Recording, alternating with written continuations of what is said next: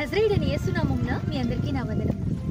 Christmas నుంచి మనం నేర్చుకోవాల్సిన రెండవ అంశం లూకా సువార్త 2వ అధ్యాయము 7వ వచనంలో చూసినట్లయితే, మరియా యేసుక్రీస్తుకు జన్మనించి స్థాళీ ఎక్కడ కూడా ఖాళీ లేనందున యేసుక్రీస్తుని ఒక పొత్తి గుడ్డలో చుట్టి పశువుల తొట్టిలో పొరుండు పెట్టడం మనం చూస్తున్నాం.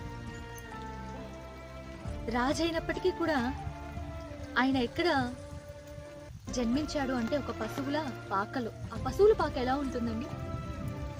చీకటితోను, దుర్గంధంతోను, మట్టి, పశువులు వీటన్నిటితో నిండి ఉంటుంది కదా. ఒక రకంగా చూస్తే ఈ పశువుల పాక నా హృదయానికి చాలా దగ్గరైనది.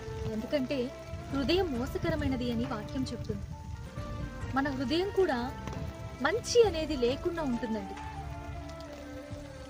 చెడు ఆలోచనలతో చీకటిని కలిగి ఉన్న హృదయాన్ని నేను కలిగి ఉన్నా.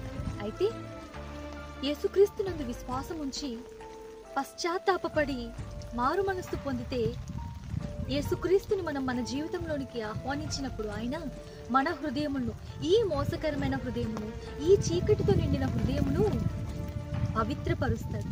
అంతేకాదు ఆయన మన జీవితంలో ఉండి నీలో నాలో నివసిస్తాడు. కాబట్టి జ్ఞాపకపరచుకోండి, నీ హృదయాన్ని మార్చగలిగిన దేవుని నువ్వు కలిగి ఉన్నావు. దేవుడి వాక్యాన్ని దీవించును గాక. Praise the lord.